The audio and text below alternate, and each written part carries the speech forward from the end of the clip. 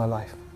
أكبر تحدي واجه رحيم هو رفض أمه لدخول الإسلام، حيث أنها كانت تعتبر كل من يعتنق الديانات منافقاً، وخاصة المسلم.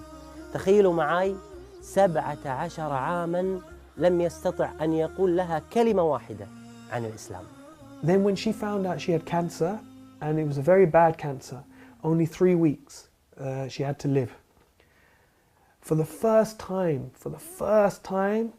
her heart softened towards Islam, just a little bit. But it was, wallahi, it was a miracle, because it was step by step by step.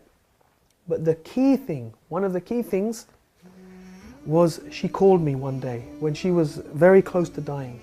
She called me and she said, look, I don't want to be buried, I want to be cremated. So I said to her, no problem, but I said, tell me this, if you're cremated, who's going to do it? She stopped, she said to me, well, what's the alternative?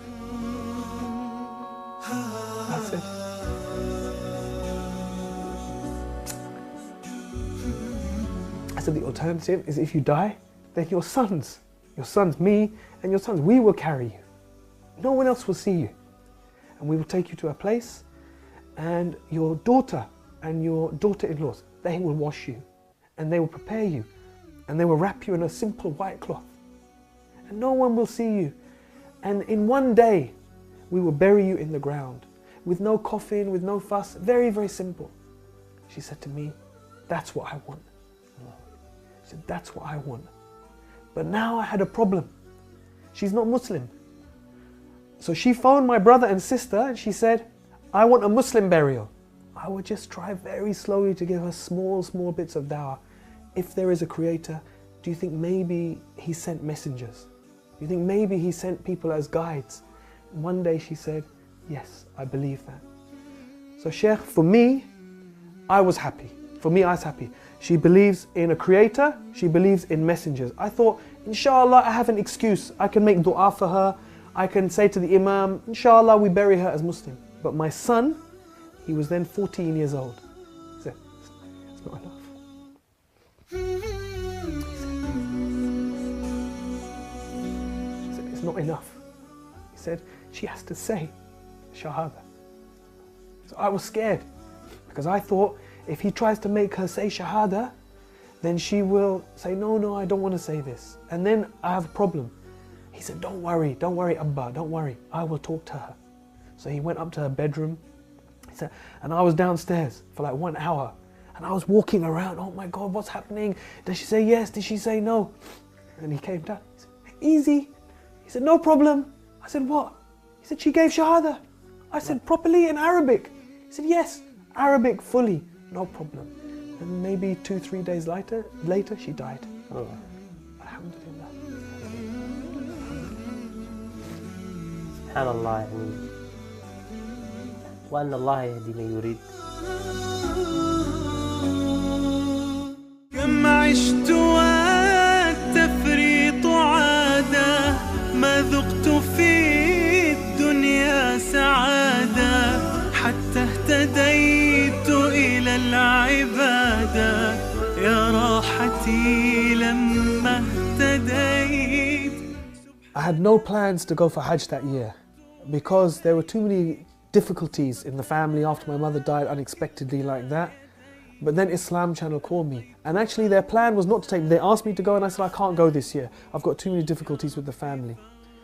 Then at the last minute, when there was only a few days to go before Hajj, they approached me. They said, look, we've had some complications. We need you to come as the presenter this year. I said, I'm going to make Hajj for my mother. So within just 3 months of her dying, mashallah, I was able to go and I was able to make Hajj for my mother, and alhamdulillah share that with millions of people around the world. And so many people called, because she died in Ramadan, and I was doing TV work at that time. Allahu Akbar. People from around the world called and gave sadaqah in her name. Someone built a masjid in her name. So many orphans sponsored in her name. So Allah is Ar-Rahman. Allah is Ar-Rahman.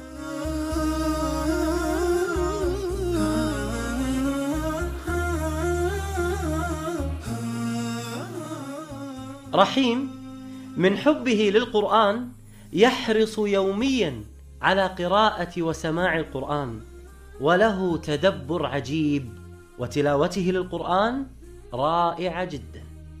Saad al-Ghamidi, Sheikh, was the first one who I heard, and I thought, subhanAllah, this is so beautiful. So I used to play last juz all the time, and his recitation of Surah Al-Fajr is so beautiful. So first of all, it became my favorite verse just by the sound of it. He used to say at the end of Surah Al-Fajr, Ya ayyatuhan nafsul mutma'inna irji'i ila rabbiki radiyatan mardiyatan fadkhuli fi ibadi wadkhuli jannati. And the way Sheikh Saad al-Ghamidi recites this, it just is so beautiful. I didn't know what it meant, but it became my favorite verses just by the sound. Then when I began to read and understand what it meant, every time I think about these verses, I just think one thing, that maybe we will hear Allah say this.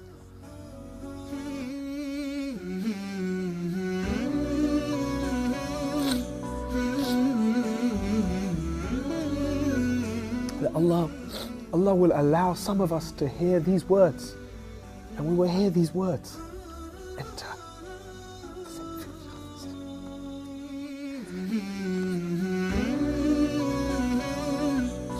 So this verse is very dear to my heart, because this is my hope, that we will hear this, and that my children and my parents will hear these verses.